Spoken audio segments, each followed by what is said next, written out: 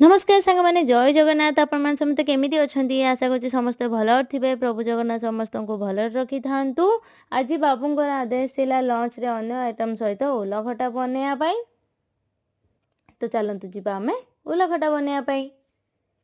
एटे देखंतु ओलो को मु कुकर नि छि एथरे लूण हळदी गुंड देई ताको भल भाबे हमें सिझेई नबा। दीटा सिटी मारले ओलो हमर एटी भल से सिझी जिवो। सेपटरे देखंतु रसुण कंचा लंका को मु छेची नहीं दरकारी जिनस सब मु रेडी कर सारी। एटी देख कढ़ा गरम करदबा गरम कर सारा पर से तेल 5 फुटण जीरा पकईकी रसुण कंचा लंका मध्य पकेदा तापर से भुसुंगा पत्र सुखिला लंका मध्य पकेदा राग अनुसार कम बेसी लंका करें।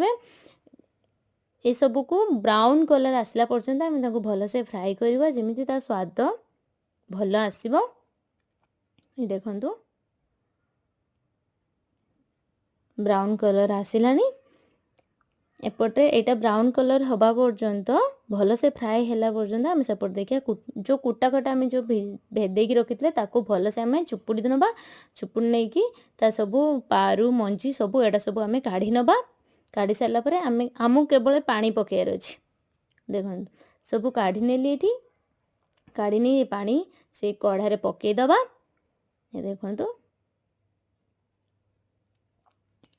पकई सारा पर ताकू हम भल से फुटई नबा जमी भल से फुटीज से खटा पानी जमी देखंतु भल से फुटीज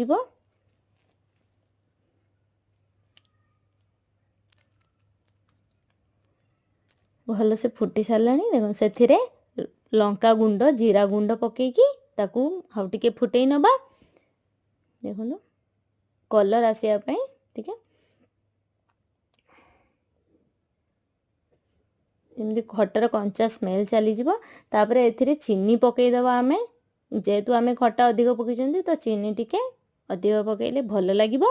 देखो चीनी पकई नहीं चीनी पकई फुटापी छाड़ीदबा। चीनी पकई सारापर तापर ये देखो सीझा उलो को मु काढ़ी नहीं उलो को आम से खटा पानी रे की पकईदबा कढ़ारे पकईदबा। देखो पकई सारी एबे ताकू आम पूरा फुटियापाई भल भावे फुटियापाई छाड़ीदबा जमीती उल्लो भितर को खट्टा स्वादटा जमीती जीव खट्टा अंशटा। ये देखंतु पानी आमे पूरा पानी सुखेदबा तापर जाके हमको भल लगे। एबे देखंतु तो पूरा रेडी उल्लो खट्टा हमर रेडी रेडी। एबे चल एबे देखिबा हम बाबू को खाइते दबा आ केमिति कोन हेची से कहबे। आज पे एतिकी बाय बाय।